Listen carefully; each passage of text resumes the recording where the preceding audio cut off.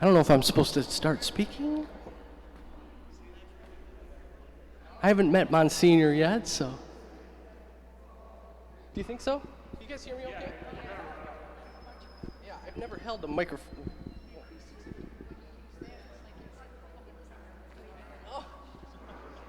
I wanted to be a rock star at one point.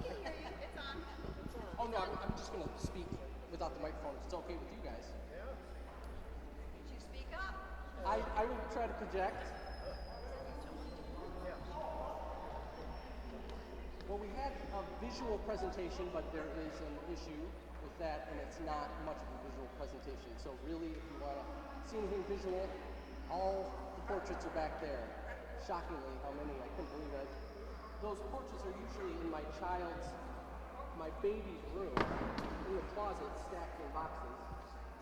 And it's shocking to see over the last 2 years just how many there are and how much work went into those. So it's overwhelming. Just like this parish is overwhelming. I can't believe I've been invited here, and here we're blocking all this beauty with this screen. I came in here and I thought, oh, we can start over. Got off the highway and was blown away. Mary Kate completely undersold this place. It's unbelievable. I came in and thought, who would want me to come to see? You have frescoes on the wall and they're gorgeous statues, just the stations to cost by themselves. You could build a whole parish around it. It's just gorgeous. So, congratulations. You should be very proud.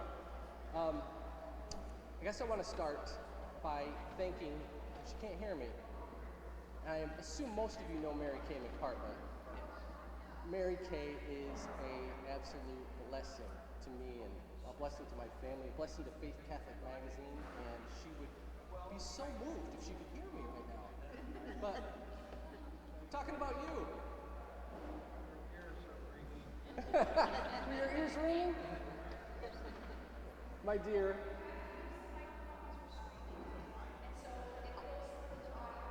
I'm streaming? Oh, streaming. I'm sorry, where's the camera? Well, now I am.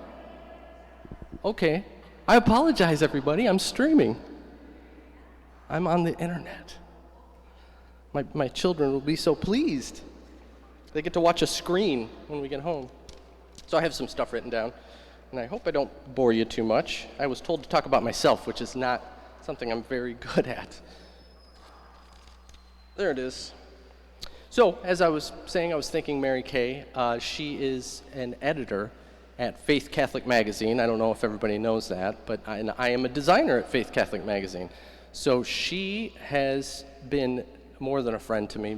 She has pulled me through design and difficult client for going on 6 years now. So I'm just so grateful to her. I'm grateful to you for inviting me here and for using my artwork on prayer cards, which was the original intent. So that's the only time that's actually happened. So, about me, not terribly interesting, I'm afraid. But just like most children, I started drawing very young. And I don't think I had any more talent than the average 5 or 6 year old. But around that time, my parents decided that they were going to paint my bedroom that I shared with one of my brothers, one of my 5 brothers. There's 6 boys in my family. Yeah. Everybody usually says, oh, your poor mother. That's the first thing I hear. I think, well, it could have been 6 girls. What do you think about that? Good luck with the one bathroom. So, they allowed us to draw on the walls of that bedroom, and it changed the world for me. We spent hour after hour doing so, making these little characters, and it was at that time that I realized that maybe I was pretty decent at this. I was drawing pictures that were eliciting a response from my family, making everybody laugh, they were asking questions, and when there's 6 boys in the family and you are trying to carve out a piece of attention for yourself, it was an interesting moment to realize that, and I realized at that point that's what I wanted to do. Not so much draw, but I liked getting the attention. I really did. And I liked making people smile. And I knew at that point that was something I was going to do. Now, Problem being, I managed to do that for the next 20 years and completely neglect my schoolwork, studies. I just barely made it through high school, and probably because my father was my high school principal, believe it or not.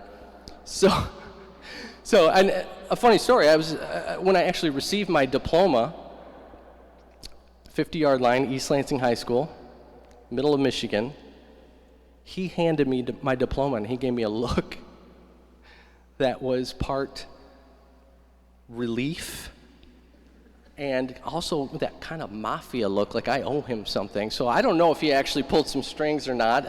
I imagine that may have been the case. I hope not. I hope to. So I spent all that time in high school drawing caricatures when I should have been taking notes. I was trying to meet girls most of the time by drawing their picture. It worked on some occasions, not always. And so I did graduate. My dad handed me my diploma, and then I went on and did what everybody told me I was supposed to do, is go to community college, crank out those basics, go to university and become a professional of some kind. And that lasted about 2 months before I said, what am I doing? I wasn't even getting out of bed. I had that little taste of freedom like so many 18-year-olds. And I said, what am I doing? This is insane. And of course, cranking out the basics was me taking watercolor. Like, what was I thinking? Sculpture. So I wasn't doing what I was supposed to be doing, and I really had no idea what I was supposed to be doing.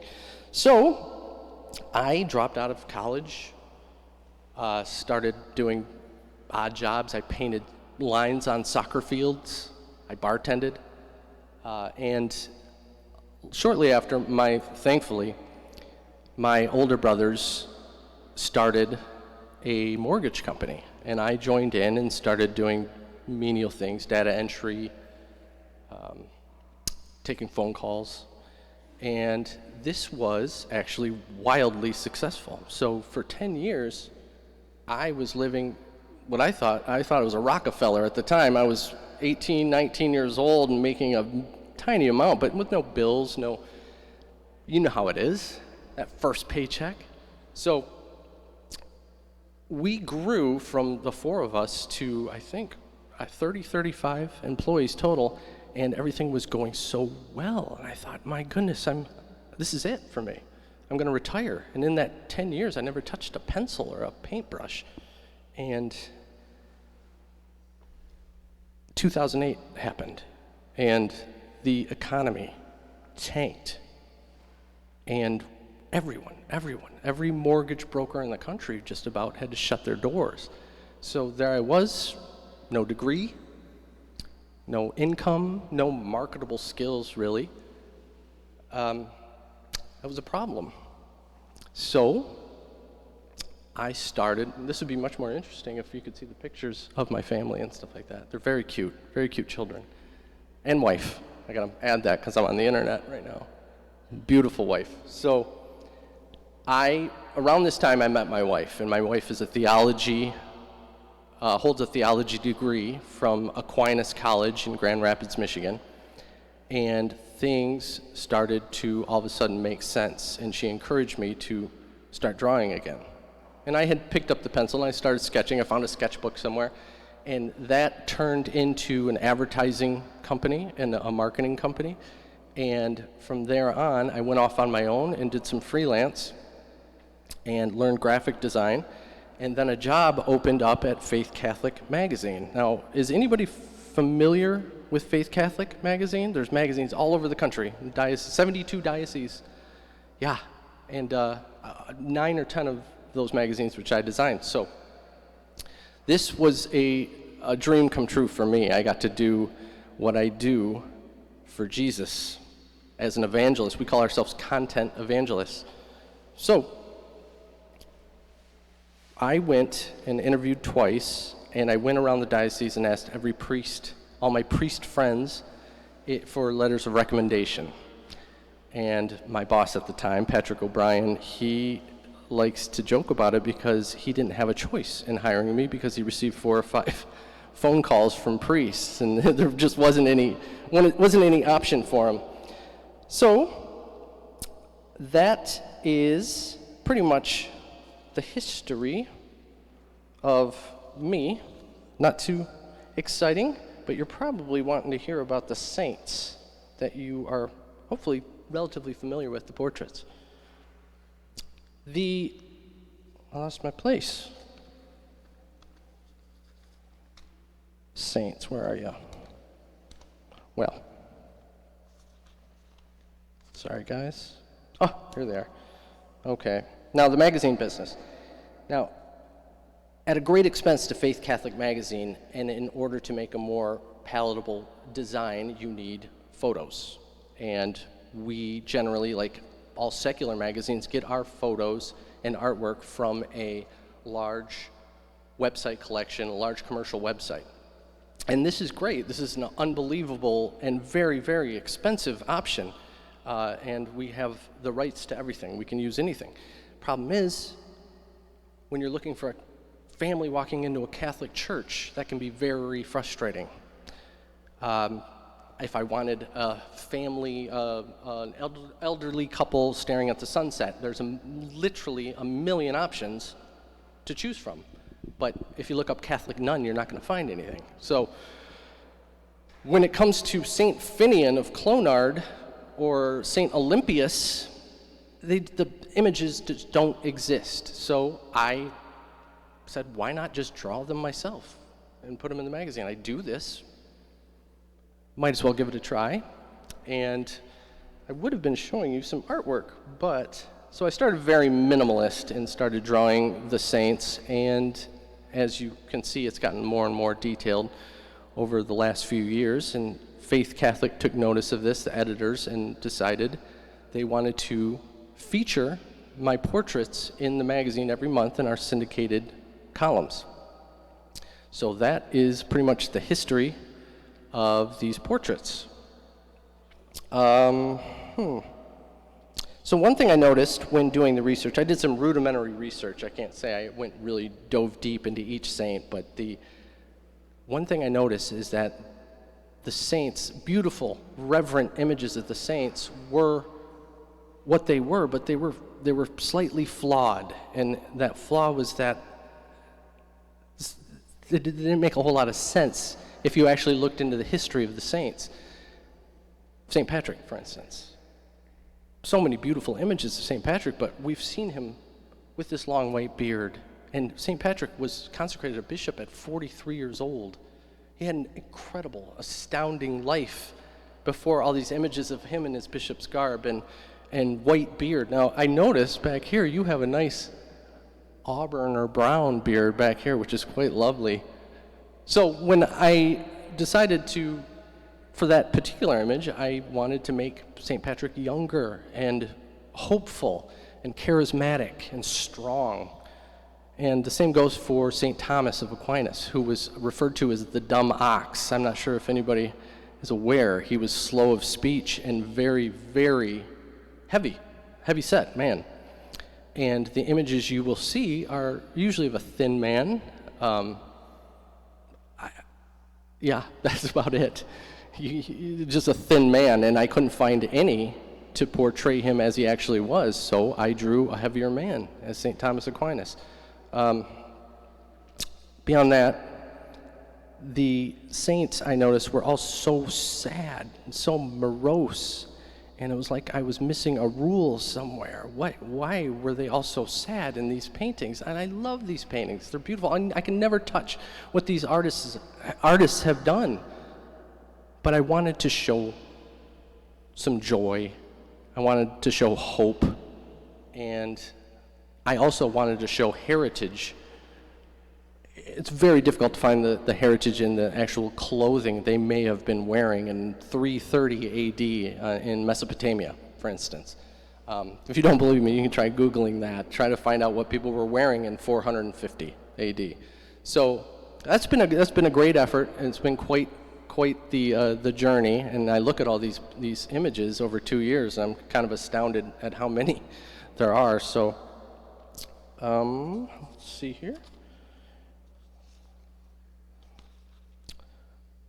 So I started drawing the saints for personal use in my magazines, and I wanted to reflect their heritage.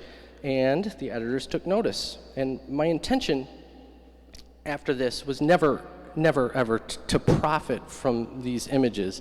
And I don't know that there is actually a profit, but I did that to pay homage to the saints. And having learned about them in my research, they're just such beautiful, wonderful, happy, joyful people, that the best of us, really, that ever walked the earth. So it's just an incredible privilege. And none of these portraits, and I want to be clear about this, and I promised my wife I would be, none of these portraits are possible without the Holy Spirit. The Holy Spirit guides me in everything I do, prayerfully researched, prayerfully drawn. And these images start as a few lines that can't possibly look like a human being in the end, but then end up okay. It's a lot of patience involved and a lot of the Holy Spirit. The Holy Spirit brought me here today, brought you here, kept you here today after Mass, if for nothing else than to maybe have a relationship with one of these marvelous saints of ours. I'm proud to say through my artwork, I have a relationship with several of the saints, and it's just been a magnificent journey over the last couple of years. All we have to do is ask for their friendship. They celebrate us every day. We can celebrate them. And I hope you guys have some questions about the artwork, or questions about me. I can't imagine why. But if you do, I am happy to take any questions. And thank you for inviting me here. Thanks, Pat.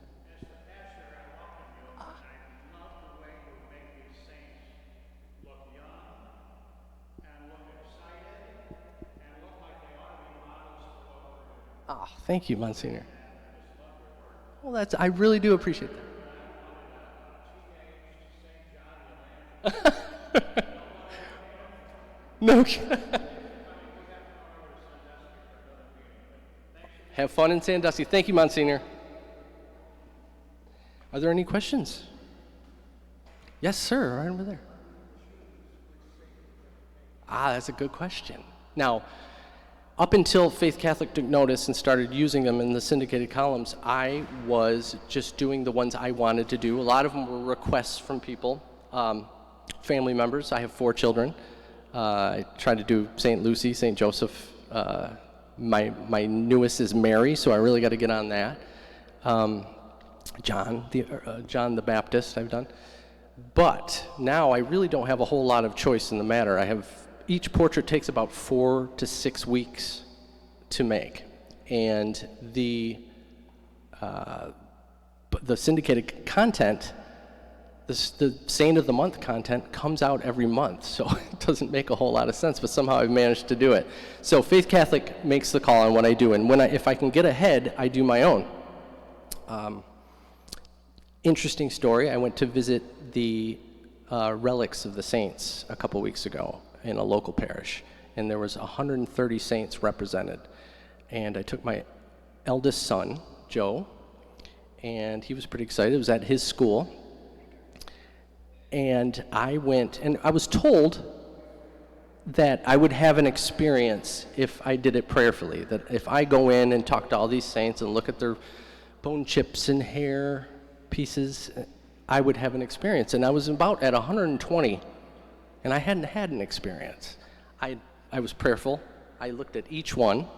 It was overwhelming. It was magnificent, if you haven't done this. And I have my cross here. And I was told that when you place something on a first-class relic, it becomes a third-class relic. So this is a third-class relic now, and it's touched over 130 saints. But no experience, nothing metaphysical. And then I'm leaned over and I'm talking to St. Agnes, and I'm praying, and I move on to the next one, and my chain gets stuck. And I could not get that thing off, and it dawned on me. Okay, Agnes, I gotcha. And from that point on, St. Agnes and I our buddies. Let me tell you, I pray every night, every single night. I ask for her intercession. That is the next one I'll be doing, and if I can get to it. St. Agnes, I said, okay,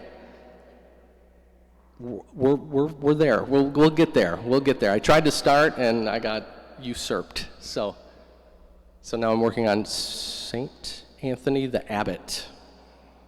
So it's actually pretty interesting. He's a recluse in the desert, if you don't know.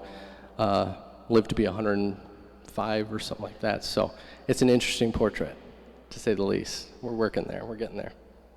I hope that answers your question. Okay. Yes, sir. Sure.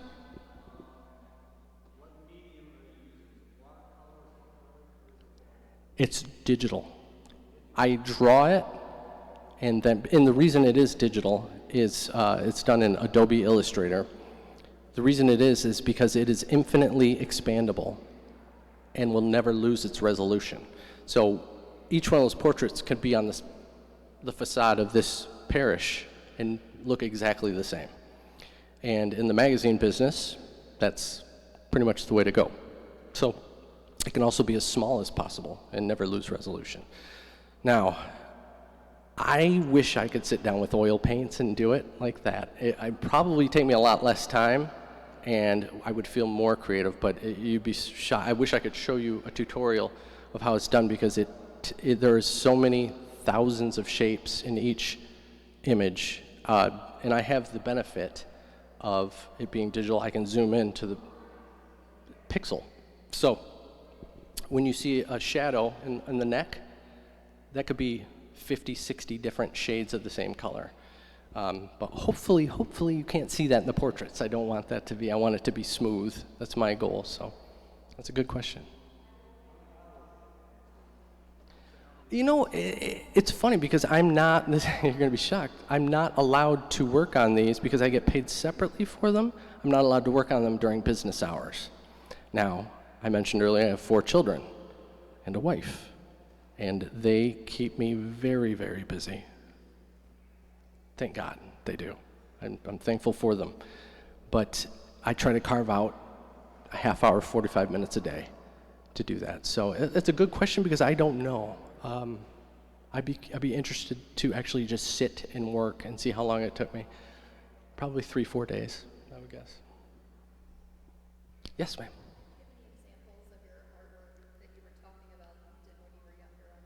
I have it. On the wall. Boy, I wish I had that. That would go viral nowadays. I had this wall of I don't have any examples, unfortunately. This is 1982, maybe. So I did not have my personal device to take photos there, but it was extraordinary. The wall was just filled with. I don't think my parents realized exactly what they let me do when they gave me a bunch of crayons and said go nuts. So yeah, that's excellent though. I wish I did. But I did have examples of artwork I did throughout high school and stuff like in college, but we're not going to see those today. Yeah. Well, I never intended to be an artist, to be honest with you. I was told, you hear the term starving artist, and I thought I would be a salesman of some kind. I have 5 brothers, they're all in sales. And when I say I'm carving out a niche for myself, that was it. And to this day, I entertain them with funny images and stuff like that. So, and I'm 45 years old. It might be time to move on from that. So, that's a good question. Thank you. Yes? None of them were terrible, but they were not, no one ever had the interest in it. I can tell you my daughter, who's 7, shows a lot of promise there. She also shows the same study habits I have, so that could be an issue. She's the best. Anybody else? No questions about the artwork? Okay, thank you guys so much. Thank you for being here. Thank you for waiting after Mass. It's so sweet of you. It really is. And I appreciate the invitation into your beautiful parish and your beautiful city, which I've never stepped foot in. Always driven through on the way to Cedar Point, I told someone. I live in Lansing, Michigan. Yep. And in fact, my my nephew plays for Michigan State, and my niece plays for Western Michigan basketball, who's playing Michigan State at 3 o'clock today. So I told her I'd try to get back, and I don't know if I'm going to make it, but it's not that bad. It's an hour and a half away. I didn't realize it was that short. It was a nice drive at 6 in the morning today. So, well, thank you. Thank you, guys. I appreciate it. I really do. Thank you. Thank you.